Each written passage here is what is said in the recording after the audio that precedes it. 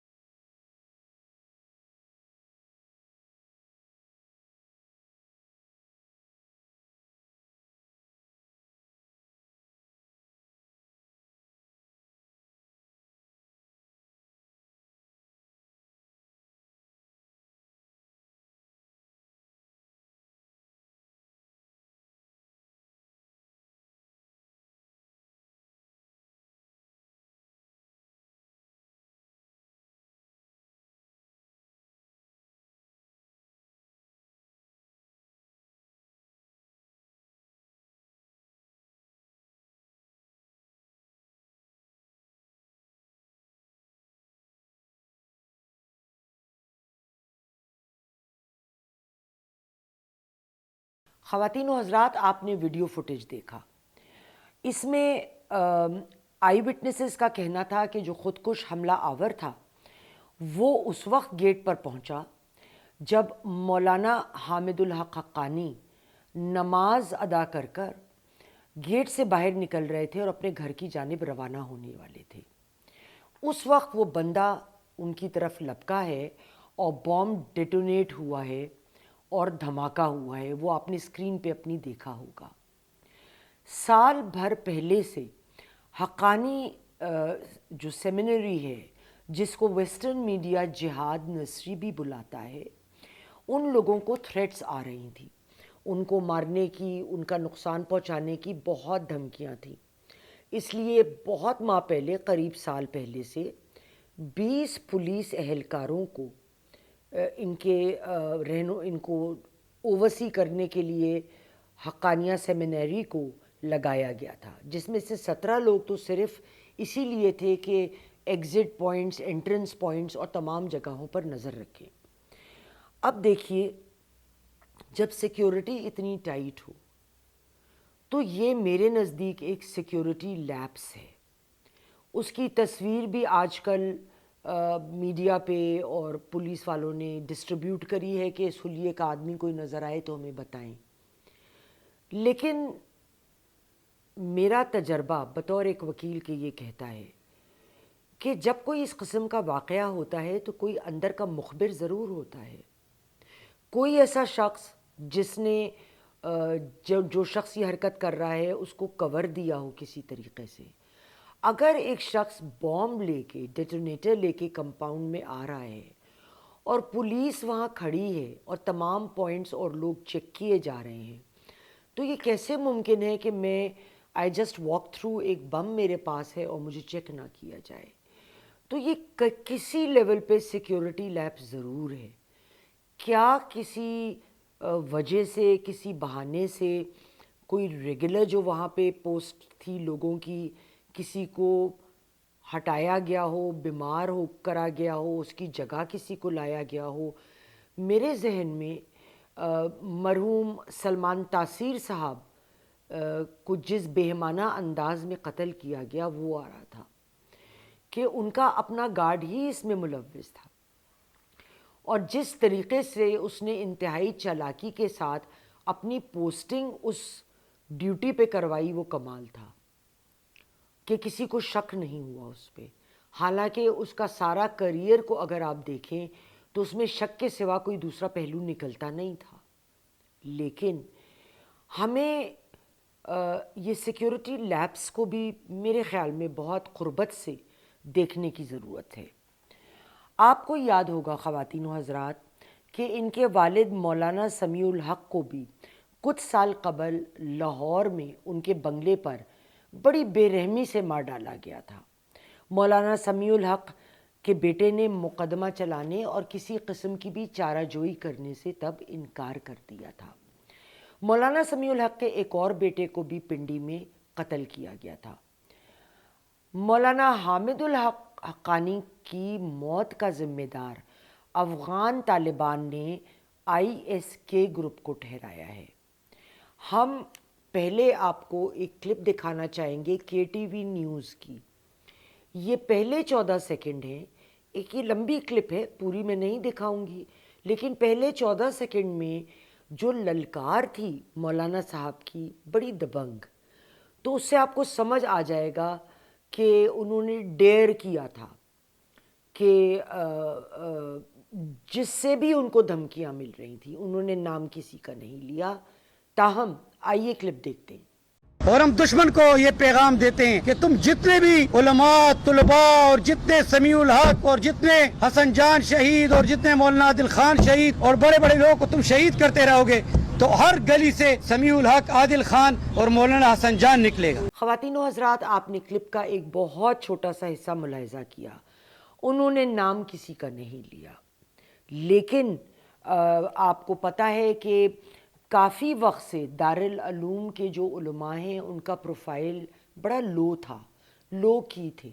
لیکن مولانا سمیع الحق بہت سرگرم رہے, نہ صرف پاکستان کی لوکل پالیٹکس میں بلکہ پاکستان افغانستان کے بارڈر اور تعلقات کو لے کر بھی وہ بہت ووکل تھے.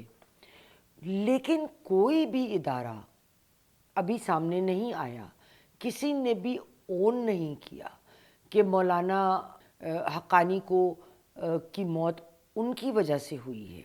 نارملی جو یہ آرگنائزیشنز ہوتی ہیں وہ بڑے زور شور سے اس چیز کو ایکسیپٹ کرتی ہیں اور بڑا فخر کرتی ہیں اس میں.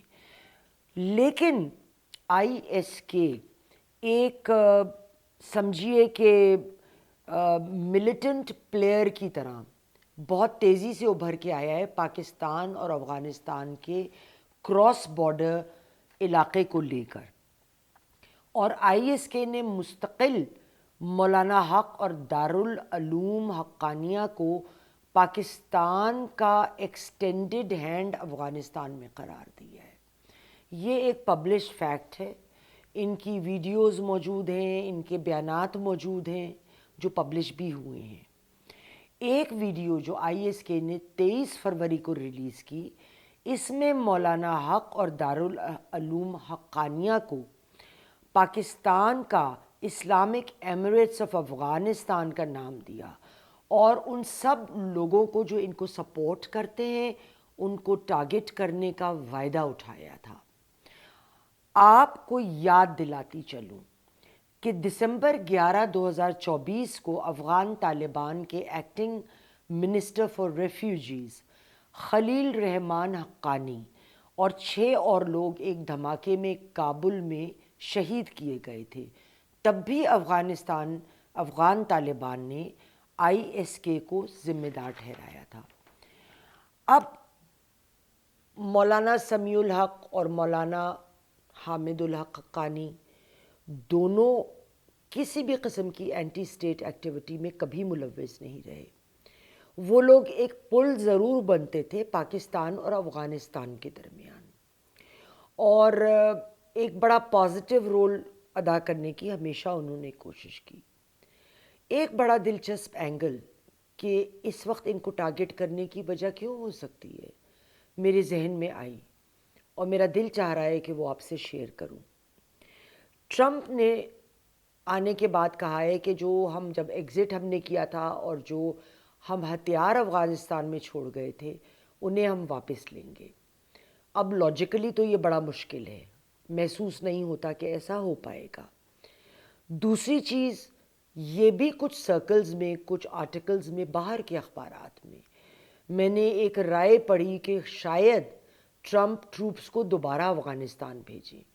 اب یہ بڑی عجیب سی بات ہے کہ جہاں انہوں نے تقریباً 2 دہائی مار کھائی اور بھاگتے ہوئے نکلے، وہاں وہ واپس کیوں جائیں گے؟ لیکن اگر ٹرمپ کا انٹرسٹ دوبارہ افغانستان میں جس بھی وجہ سے آتا ہے اور ان کا خیال ہے کہ کسی بھی طریقے سے ان کی انوالومنٹ دوبارہ ہو، تو یقیناً ISK یہ نہیں چاہے گا کہ دارالعلوم حقانیہ کو، اس مدرسے کو، اس انسٹیٹیوشن کو دوبارہ لائم لائٹ میں وہ آئے، کیونکہ اس صورت میں طالبان افغانستان اور پاکستان کے درمیان یہ برج کا کام دیں گے، تو ادھر سے مین مہرہ ان کا اڑا دو۔